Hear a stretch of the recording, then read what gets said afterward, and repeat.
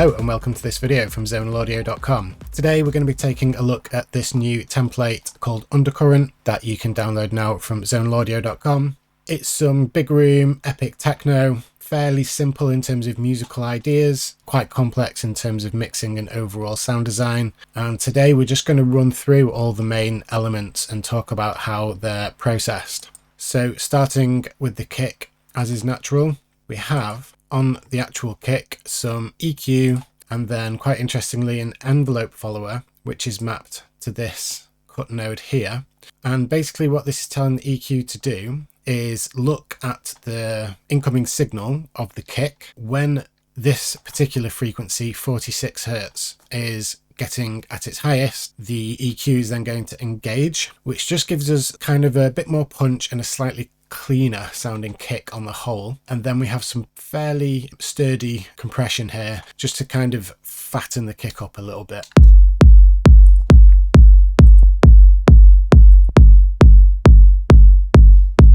So it's quite a long kick, you can see in the audio, but then we've used the transient shaper to reduce the sustain slightly to allow more room for the bass.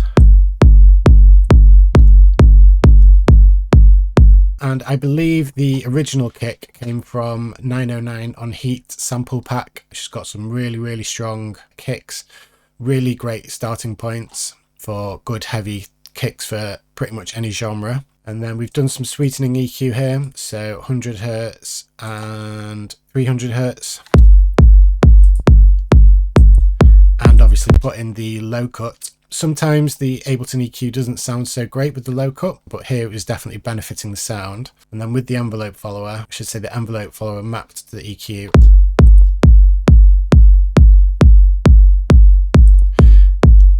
So it just controls the sound a little bit more. Likewise with the compression, just squashing down on the sustain a little bit of that kick. Next is the kick verb.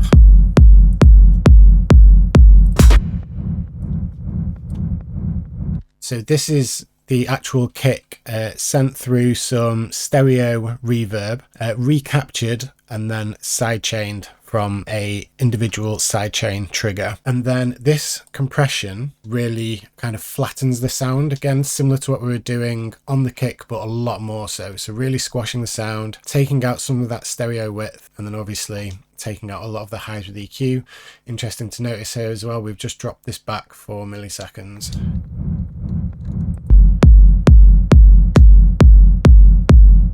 So that provides the basis of the kick. And then we have the rumble, which is processed together with saturation, sidechain compression, and EQ. And with this, again, we're in audio. It's more basically recaptured audio from sending the kick into various reverbs and delays. So this one obviously has a bit more of a higher tone, and this one handling the super lows. But even so, we have reduced those sub frequencies a touch, and we've got the nice kind of gritty rumble going on here. Interesting to note that this is essentially sidechain. The dynamic shaping gives it more of a shape on the 16th and then a pumping sidechain. And this one has the individual compressor. And then on top of that, we have another sidechain compression. And a lot more EQ, so really making that sound only take up this. We've still got room for the fundamental of the kick here and a little bit more low end information in these two. So this is really what gives the groove. If we play this against the kick.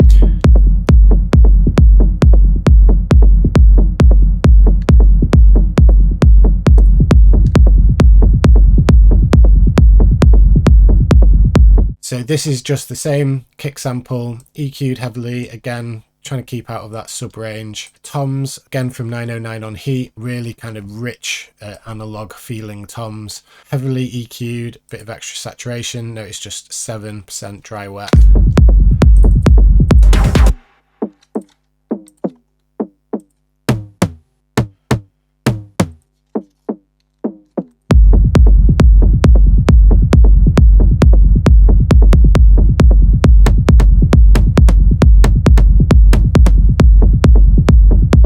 So if you had a track that didn't have as many other kind of low and sub layers, you could get away with allowing a lot more of the frequencies through. But that just added a nice kind of mid rhythm layer to the overall kick and bass. And then we have significant group processing here. So it's not super crazy. It's possible to go much further, but we'll just listen with and without.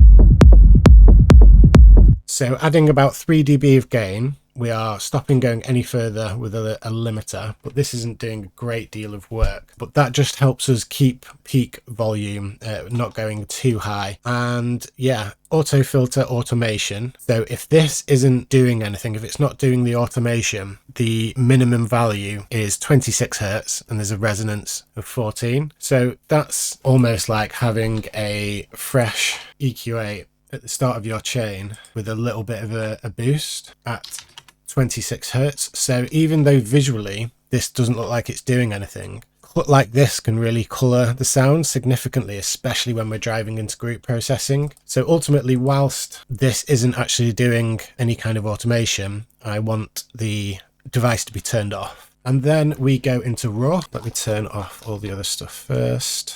If you just notice as well, some of these have zonal audio names. We will be releasing a little tool pack for certain devices at some point. If you go to our website, you can sign up to the newsletter to be notified of when they're released. We'll be doing some for raw as well, because it's a great device. So let's listen with and without raw.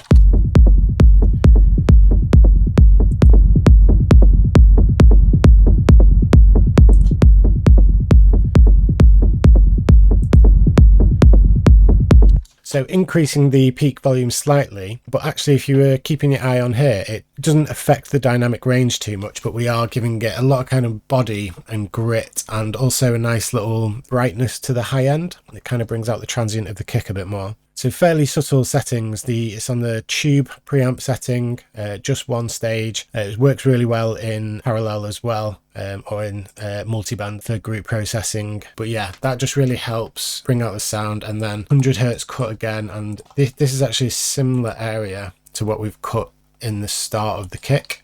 So the summing of all these parts and then adding in saturation will bring out some maybe slightly undesirable frequencies in this area.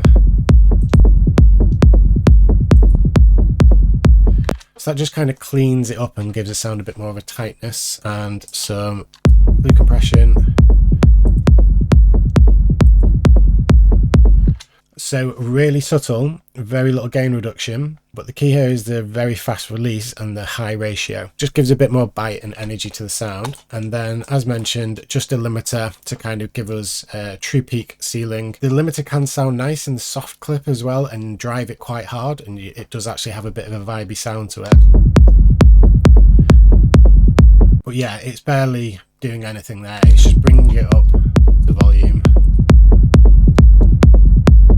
So there's quite a lot of creative possibilities there. If you were to download the project, you could do very different things with raw. But one thing that we need to touch on here is also the send. So this is kind of an old school technique of using fairly harsh compression on a send and then, yeah, boosting the lows and highs a little bit and then kind of mixing it into this signal. So I just play the perc, drum machines and kick bass.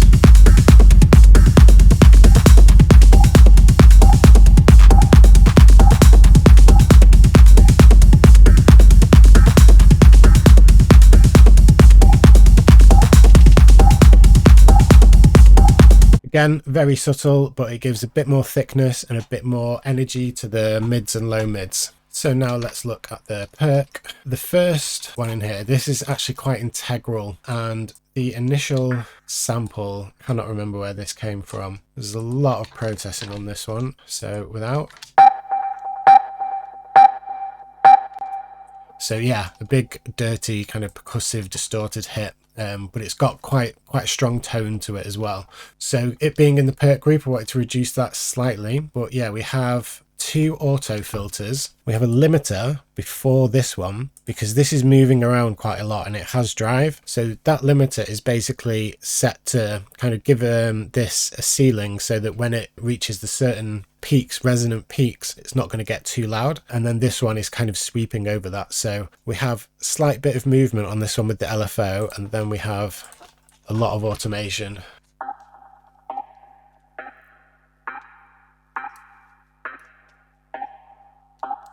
So here we're really removing that tone.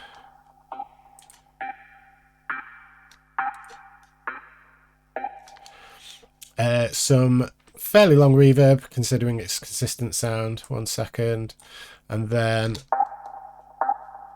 another filter moving over.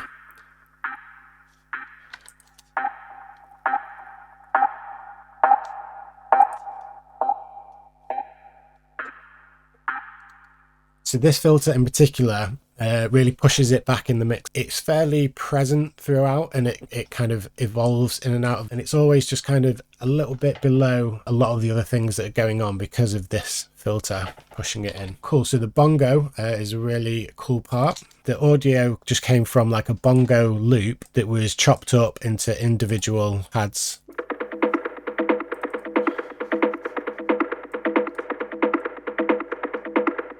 Just resequenced in MIDI. The key thing to note here is the velocity going on. So it was just a case of feeling out the pattern and seeing what worked. But we have the threes here, and they're underpinning the rhythm.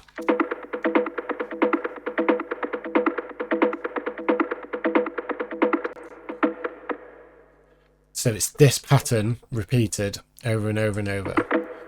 So 6 notes. So it becomes a polyrhythm there. In terms of the process here, we wanted to remove the low end straight away, get rid of any sub frequencies.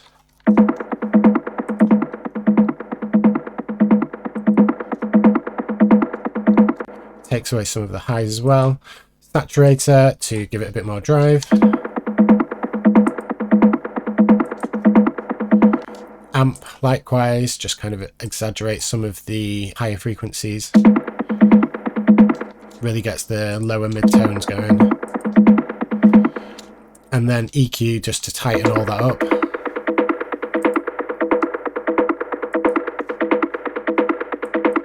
Auto filter primarily for automation and structure. And again, notice how these kind of flow in and out of the track. And then finally some sidechain compression. The off-hat from a sample pack MS Weapons, which is lots of analog goodness recorded from MS-20 and put into all sorts of different styles of samples. Just a nice dirty offbeat hi-hat, not even any mixing on this, but we do have obviously EQ on the group to take out that low end. The white perk, this is from ZOP, and it's a really cool way just to give movement to hats. Yeah, we've mapped some LFOs to the attack and decay. And there's several of these in the pack. There's no automation on the macros in this project, but there's quite a lot we can do just by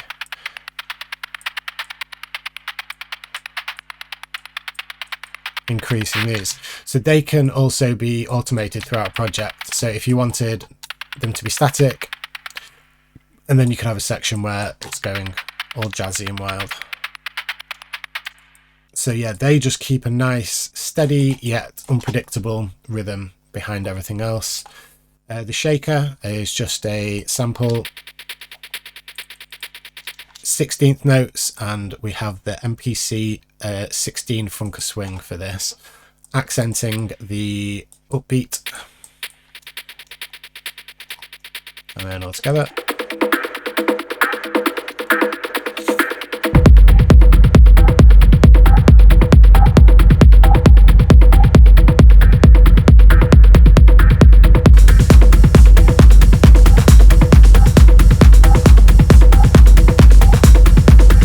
So that's the backbone of the percussion.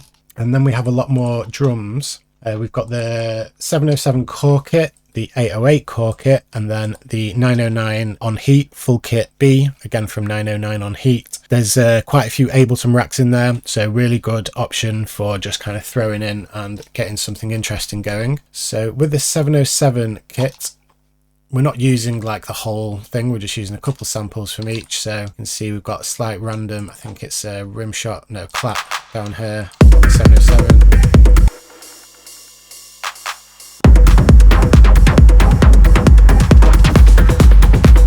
And then the 808, we have a snare and a cowbell. It's really subtle, kind of extra little auxiliary pieces of percussion. The 909 is hat clap there, 16th hat there, and those patterns alternate at different times. So throughout the track there's quite a lot of subtle changes in all the different percussion, and the processing, oh, and there is a loop as well from 909 on heat, so it just adds like a nice little change up.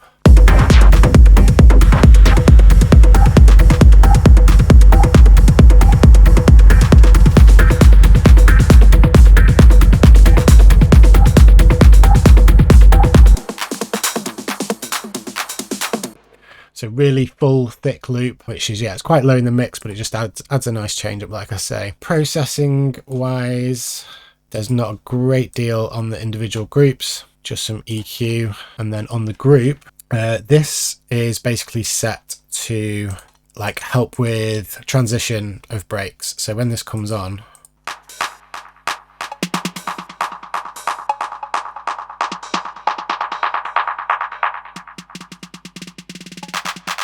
so no real special processing in terms of saturation, compression, etc.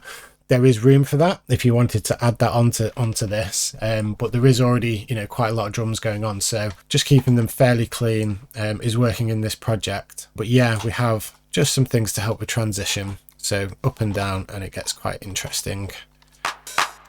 Cool, let's take a look at the synths. So the first thing to come in is this chord, and we have a little bit of variation on the MIDI notes here.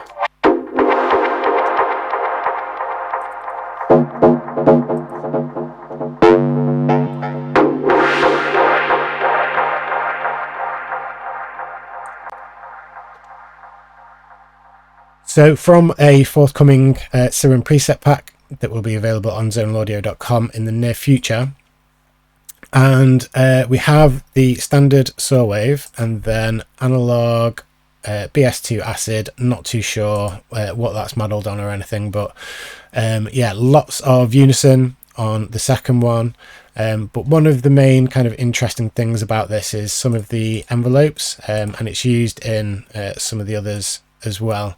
But yeah, so slightly kind of wonkier envelopes.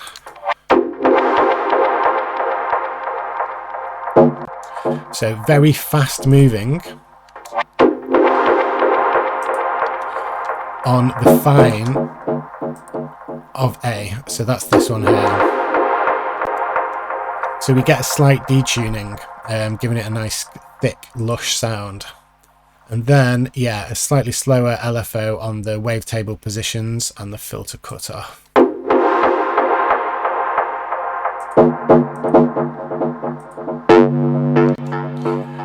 So instead of using an envelope for the filter cutoff, we have the LFO, which can actually be set to envelope. This will only play once. And yeah, we have this interesting shape. So when the note is extended, we get the up and down.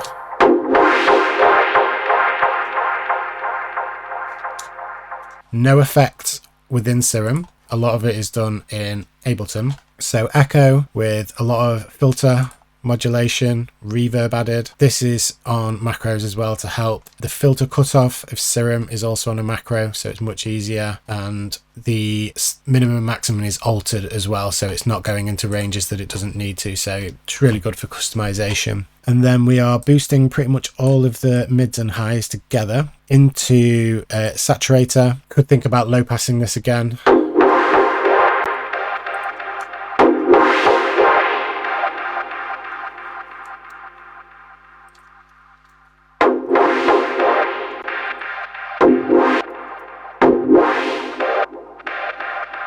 So that echo adding lots of space.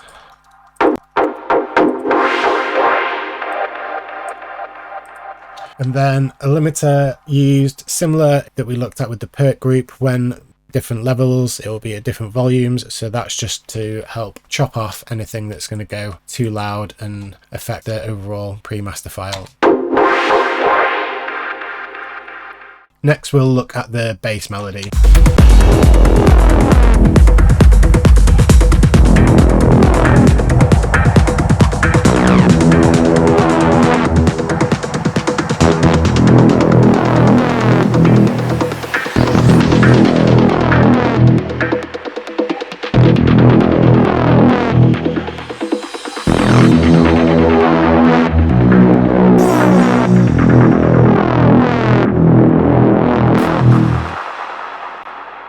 So 3 different layers: the main layer, the reese, and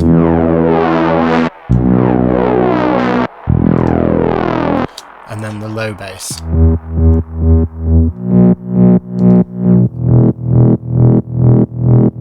And notice that the low bass actually filters out.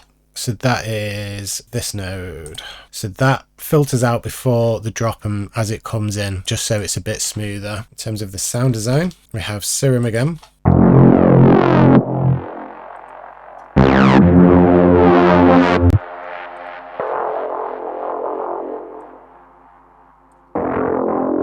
So similar thing, we're filtering it in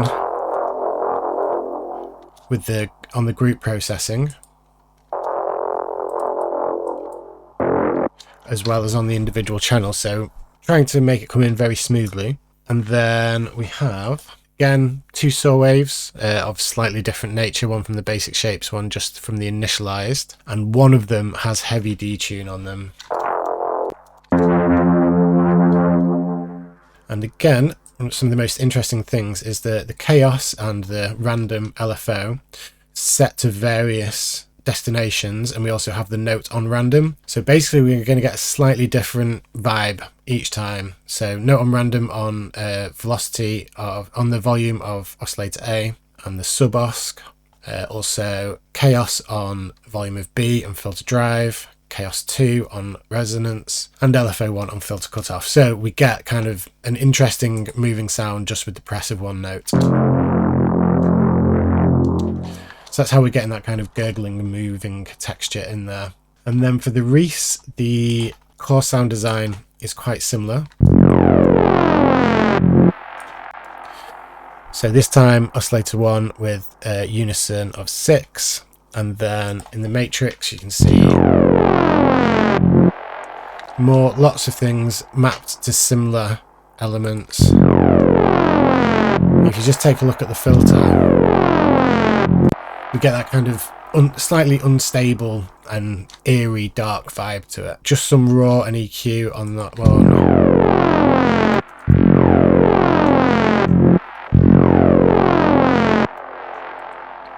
And now the bass low. So this one's wavetable, a little bit more of a simple sound, just a saw wave with a pumping filter on it. So this is LFO1 on the filter frequency. It's like pumping style, and then lots of saturation in the form of amp, drum bus and overdrive, so really enhancing those harmonics. Heavily sidechained, and then more EQ, take out those high frequencies. So then we have the main chord, which sound design wise is extremely similar to the Big Pluck, but what really brings it to life is the slightly different effects and the automation on the filter and all the other things that we have going on here.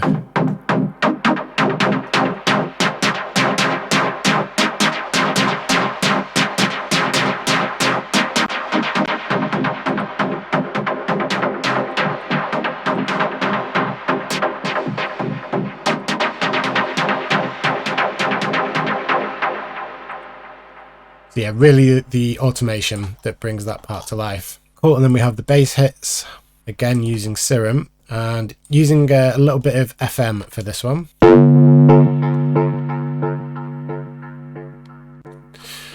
So we have the sub, OSC A and OSC B all activated. The level of B and the sub is down, and we have FM from B. However, B also has a little bit of FM from the sub, so that gives it an extra kind of gritty texture.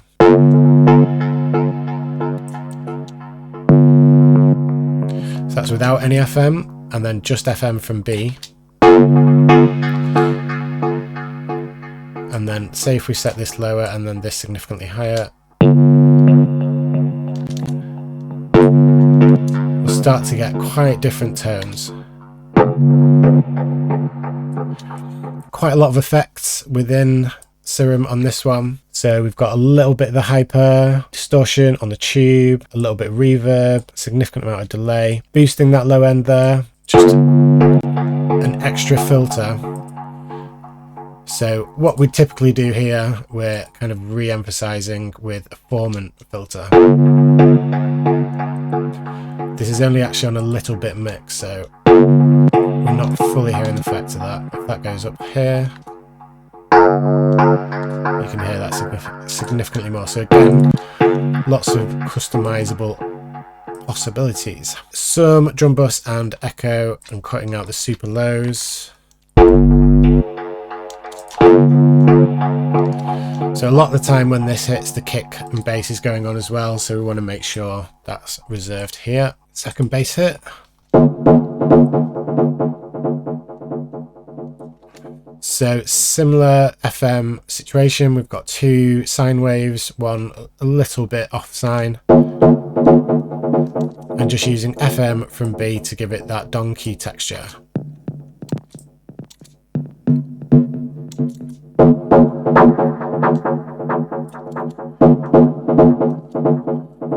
And then again, lots of delay and reverb, chorus, phaser, lots of effect to make it kind of wide, juicy and spacious with saturation, and then more so with drum bus, then more delay and echo. So with this being a sound that doesn't play very often, we've kind of got the opportunity to spread it out into the stereo field quite a bit and make it a nice big spacious effect.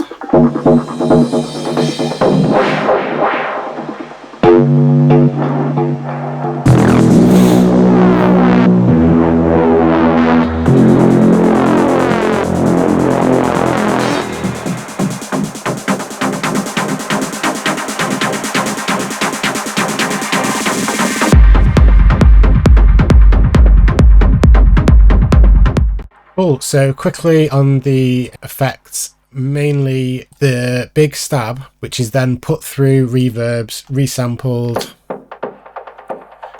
And actually this one's quite interesting because we've then used the transient shaper and put it into B, which is lots of delay and reverb, like a dub style reverb. So this without the send and the transient shaper. So it does work well as it is, but if we add those two things back in,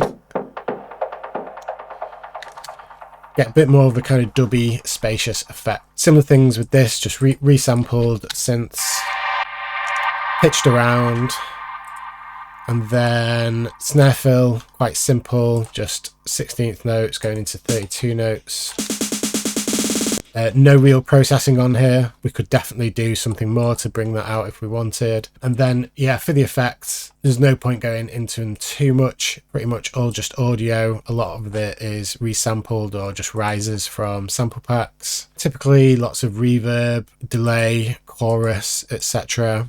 on these sounds to give them big space, and then glue compression on an auto release just to kind of shave off some of those peaks. The atmosphere, again, just audio taken from random field recordings and then just mixed to kind of be really sat back. Okay, so just want to take a look at the group processing of the synths. So no saturation or compression. We are again using kind of a utility style limiter just to kind of give a 14 dB ceiling point. Again, this limiter shouldn't be active all the time. Only when it gets to the loudest points, it's going to close off. We have again an envelope follower.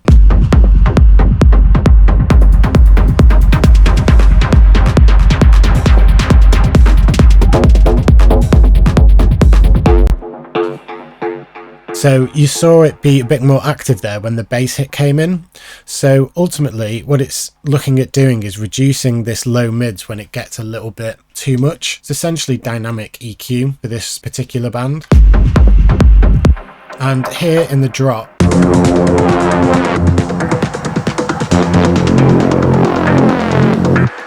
more is allowed through, so we get more of that bass line.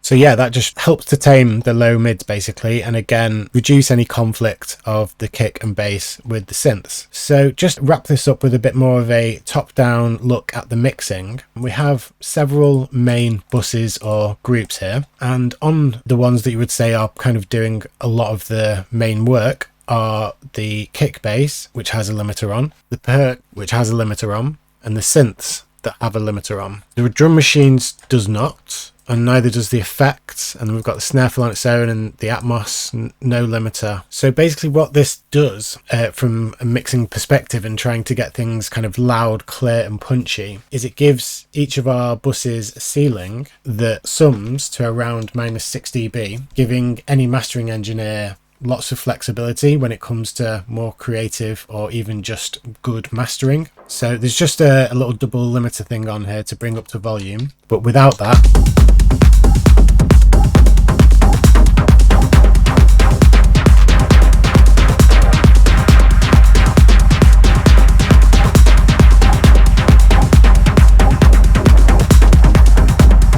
so just peaking a little bit over -6 at the very loudest part when the synth got the loudest. If all these limiters were disabled, we'd probably be having more peaks over -6 dB. And yeah, just doing that at the bus stage or at the kind of final mix stage will more often than not give your mix a nice, clean, punchy sound.